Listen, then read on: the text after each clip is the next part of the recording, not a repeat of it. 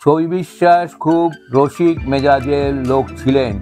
উনি সব সময়ই সবার সাথে রসিকতা করতেন, যারা সহজভাবে নিত তাদের সাথেই বেশি করতেন। একবার এরকম নাটকের দৃশ্যে উনি কীরকম মজার ঘটনা ঘটালেন সেটাই আপনাদের বলছি।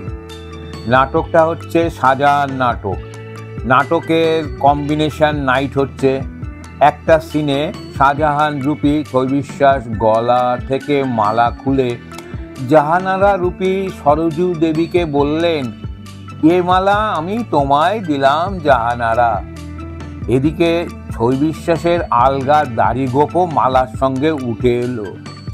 তাই দেখে ফিসফিসিয়ে সরজু দেবী বললেন, ছবিবাবু, মালার সঙ্গে দাড়ি গোপও লেগে রয়েছে, হল শুদ্ধ লোক এটা দেখছে। ছবি বিশ্বাস ঘাবড়ালেন না, বেশ জোরের সঙ্গেই বললেন, ওটাও দিলাম। তাই শুনে হল শুদ্ধ লোক হো করে হেঁটে উঠল। তাহলে দেখলেন তো ছবি বিশ্বাসের কীরকম রসিক মেজাজ ছিল। ছবি বিশ্বাস ও পাহাড়ি সান্যালের সম্পর্ক ছিল অম্ল মধুর।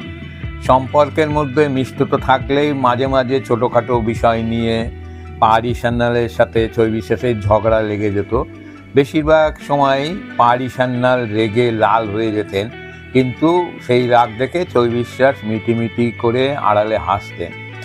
এই রকমই একটি ছোট মজাদার ঘটনার কথা বলছি। অনেক দিন আগে ইন্দুপুরি স্টুডিওতে ছবি বিশ্বাস মেকআপ রুমে মেকআপ নিচ্ছিলেন। সেদিন খুব গরম ছিল। হঠাৎ পাহাড়ি সান্যাল গলদ ঘর্ম হয়ে সেখানে পৌঁছালেন। রুমাল দিয়ে মুখ মুছতে মুছতে বলতে লাগলেন, বাপরে বাপ, পৃথিবীতে কোথাও শান্তি নেই। ছবি বিশ্বাস বলে উঠলেন, এতক্ষণ এখানে ছিল, তুই আসার আগে অবধি, এখন আর নেই। ঠিক বলেছিস।